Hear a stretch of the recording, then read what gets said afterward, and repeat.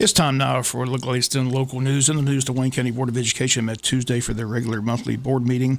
Once again, the Board of Education's East Bluffs referendum has passed, and now plans will be made on the two major projects, the ROTC facility and the new Ag Center. Here was part of that discussion at the board meeting on Tuesday night. So as of right now, Coach, my desire, and again, it's just my desire, is to put the ROTC facility on the high school campus. And if possible, put the ag facility on the other side of the field that's across from the track. Now, there's wetlands over there, so obviously that would require some research, but we think that we could do that. As we get closer to the new SPLOST beginning, at the direction and approval of the board, we would proceed with site, research, site analysis, where we want to put things, how things want to be done. If we do go across the street, then we would have a considerable amount of planning and approval from the board with regard to how that would look, where it would go. So anything that we do will have to be approved by you guys before it's done. So there'll be a lot of planning, there'll be a lot of involvement from you guys. We may involve some, like for example, with the ag facility, I think we would be foolish not to involve our ag people, know what's going on there. So we'll get all that input and do all those things before we, make any final decisions. Anything we do has to be approved by the five of you. So. And we're reaching out to the residents of Wayne Terrace. Am I correct? We will, once we figure out what site we want to go to. We will reach out to whomever we need to make sure we get the input that we need. But right now we haven't reached out to anyone because we're real early and we don't have any solid plans. About where it should go or how it should go. I know where I would recommend for it to go, but again, the engineers, the civil engineers, and all those folks are going to have to look at the sites and determine what's best. If not, what we would have to do to put it in certain places. And part of the discussion last night, Superintendent made it clear last night that the current East Bluffs does not run out until June of 2024. In order to build the new facilities, they'll be selling bonds to raise funds, and the superintendent says they don't want to have two bond payments at one time, so nothing actually will begin being built until after the current East Bluffs runs out in June of 2024. East Bluffs funds that will begin coming in after July 1st of 2024 will also be used to pay off the remaining debt of James E. Bacon. It was reported last night that approximately $3 million already the general fund has been used to help pay for James E. Bacon. Once again, at last night's meeting, drawings of the new ROTC and Ag Center were on display with the caption, "Your East Bluffs dollars at work." Those, again, are the top two projects, the ROTC facility and the Ag Center. But again, nothing's going to take place until after the current East Bluffs runs out in June of 24. Other news, the Good as Gold recipients recognized the student Corey Rooks, the Classified Employee of the Month Tamisa Turner, and Certified Employee of the Month Nicole Wingate, all those from Wayne County High School. School system received two bids for the floor replacement of the two middle schools. Both bids about the same amount of money, around $1 million. Superintendent says they need to go over the specs and will come back with a recommendation at a later date. One bid from a company in Uvalde, Georgia, the other from Marietta, Georgia. No reports of COVID in the school system. Personnel always part of the agenda. A lot of movement at the end of the school year approaching. Here's the list approved on Tuesday. Certified recommendations: William Koch, Wayne County High School; Wendy Kreger, Odom Elementary; Brian Lightsey, Jesup Elementary; Mary Grace Manning, Martha Ross Smith Elementary; and Leslie Mansfield, Odom Elementary. Certified transfers: Paula Brinkley from Wayne County High School to James E. Bacon; Shauna Fu from Martha Williams Middle School to James E. Bacon; Reagan Given from Scriven Elementary to Central Office, Director of Student Services; Dallas Wooten, North Bucket Middle School to James E. Bacon. Certified resignations: Elna Efal, Jesup Elementary; Hunter Gill, Wayne County High School; Jennifer Lindell, James E. Bacon; Ward May, Martha Bucket Middle School; Jasmine Southwell, Arthur Williams Middle School; Persania Thomas, Martha Ross Smith Elementary. Classified recommendations: Jermaine Jackson, Odom Elementary.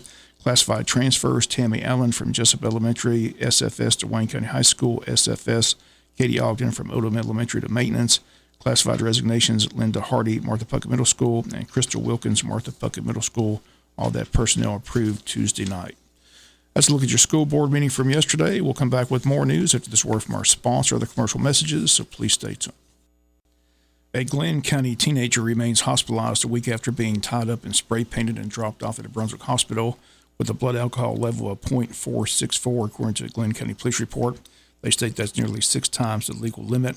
The victim is 19-year-old Trent Lehrkamp, was dropped off by 3 other teenagers, and the report says there was a mixture of drugs and alcohol in his system. GBI has been called in to handle the investigation, in which parts of the series of events were filmed at a house party on St. Simon's and pictures and videos posted on social media. Law enforcement in the district attorney's office asking for patience and cooperation as they continue to gather evidence and interview witnesses. But as of late yesterday afternoon, still no one has been arrested in the incident. Victim's family has set up an online fundraising effort to assist with medical expenses. As of midday Tuesday, $75,000 has been raised. Larry Camps, a 2022 graduate of Glen Academy High School, was picked up from his home that evening and spent the evening with a group of teenagers who he considered his friends. Fundraising page says Trent was assaulted, tortured for hours, and was barely breathing when he was dropped off at the hospital. Report says he was unresponsive from consuming a combination of vodka and antidepressants. His clothes were soaked in urine, and he was spray painted all over his body. Pictures showed him tied up to a chair. He's currently listed in stable condition, but still is in the ICU unit fighting through some lung infection. 3 teenagers brought him to Southeast Georgia Health Center, told hospital staff that they had someone in their Jeep in need of medical attention. They gave their names and phone numbers, but left the hospital before police arrived. Since the incident, detectives have served a search warrant at a St. Simon's home, have interviewed several teenagers about the incident. On Sunday, police were able to interview Lair Camp at the hospital. He gave police a statement about what happened to him at the party. Police say a big issue is that multiple social media videos are from a previous incident with the victim.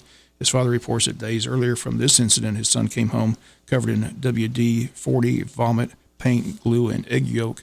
That was reported to police a week before that. His father says he took his son to the emergency room with a cut above his eye, which required stitches. GBI says they've obtained electronic evidence, which has been recovered from the party in question.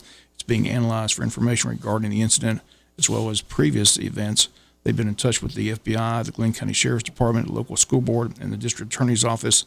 More than 200 people attended a rally and vigil Monday night at Brunswick Hospital, calling on Glenn County Police to arrest those responsible. Another rally is being planned for this Saturday at Neptune Park on St. Simon's.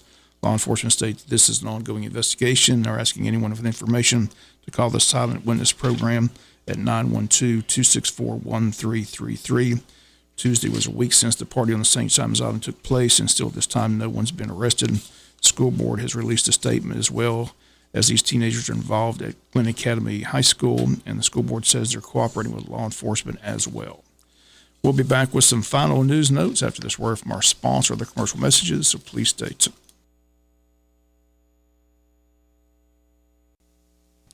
Final notes in the news in Atlanta today is the final day of the legislative session, better known as Sine Die Day, in which bills will either become law or simply die until next year.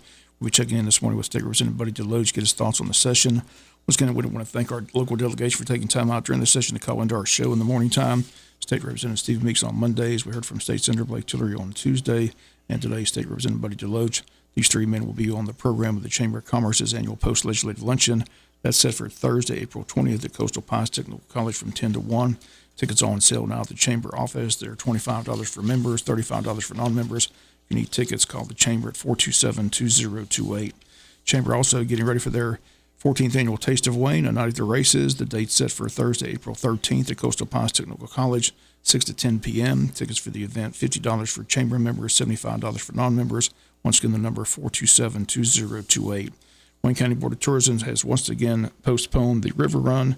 Again, they're pushed it back to April 15th. The river's rising again. It needs to be at or below 9 feet for them to have the paddle.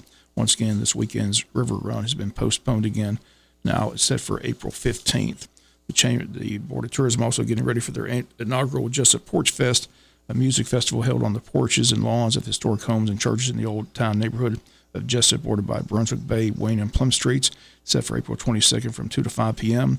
Local musicians will be performing, allowing visitors to enjoy music from different venues, traveling by golf carts, bicycles, or on foot between the different host sites, modeled after Porch Fest from around the country, more closely by Brunswick's event. This event will spotlight local talent as well as Jesup's local history. In its first year, the Porch Fest Committee plans to feature 12 sites with 12 performances. A map with times, places, and designated parking areas will be available for visitors, and an information tent will be set up on the corner of Brunswick and Plum Street, adjacent to First Baptist Church. Anyone interested in performing or more information should contact Heather Altman at the Wayne County Board of Tourism office. That number is 427-3233. They can come by the Jesup Train Depot. The Jesup Porch Fest again set for Saturday, April 22nd from 2 to 5 p.m. Wayne County 10-day fair kicks off tomorrow, Thursday, March 30th, runs through Saturday, April the 8th. The time is on Tuesday through Thursday, 6 to 10, Friday and Saturday, 6 to 11. Admission price $10 per person. Again, taking place at the JC Fairgrounds. The 10-day Wayne County Fair kicks off tomorrow, Thursday, March 30th. The 6th Annual Appling County Law Enforcement First Responder Expo set for April 5th. Appling County Ag Center, 10 to 3. Lunch compliments of the Appling County Sheriff's Office. Appling County Sheriff Mark Milton joins us this Friday on the Butch and Bob Show to talk more about the big event. That's going to do it for the latest in local news. Sports comes your way in a few minutes. Bob Morgan, saying have a great day.